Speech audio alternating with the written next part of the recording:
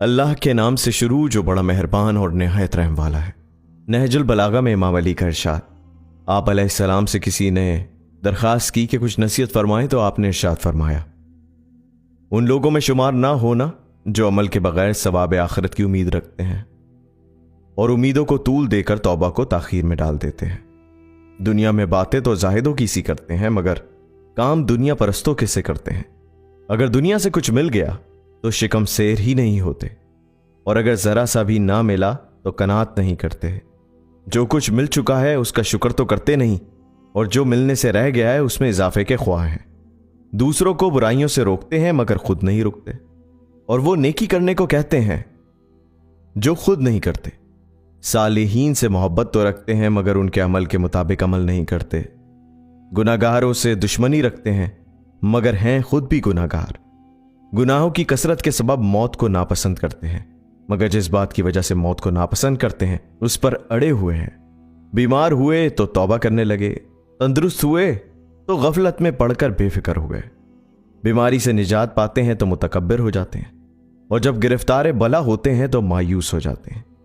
مصیبت میں مبتلا ہوتے ہیں تو مجبور ہو کر دعائیں مانگتے ہیں، اور اگر آسائش ملتی ہے تو فریب خوردہ ہو کر روگردانی کرتے ہیں۔ ظنی باتوں میں ان کا نفس ان پر غالب آ جاتا ہے اور وہ نفس کے غلام بن جاتے ہیں، مگر یقینی باتوں میں وہ نفس پر غالب نہیں آتے، خواہشات نفسانی پر قابو نہیں پاتے، دوسروں کو ذرا ذرا سے گناہوں کی سزا سے ڈراتے ہیں اور خود اپنے عمل سے بھی زیادہ جزا کی امید رکھتے ہیں۔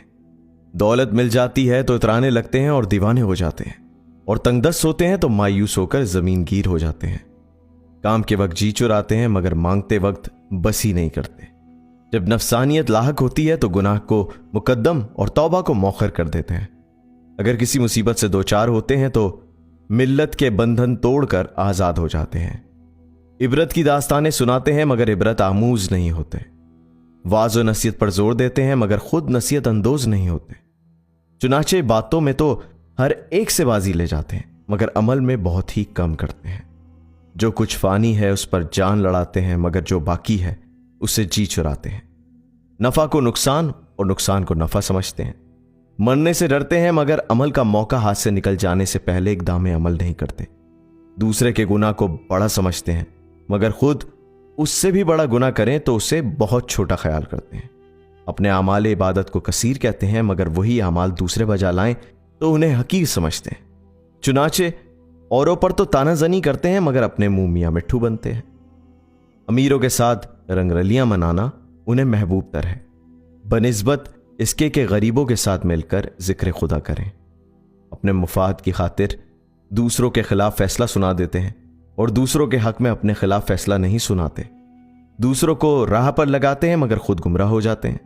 چنانچہ ان کی اطاعت دوسرے کرتے ہیں مگر وہ خود خدا کی نافرمانی کرتے ہیں۔ مانگتے پورا ہیں، پورا دیتے نہیں۔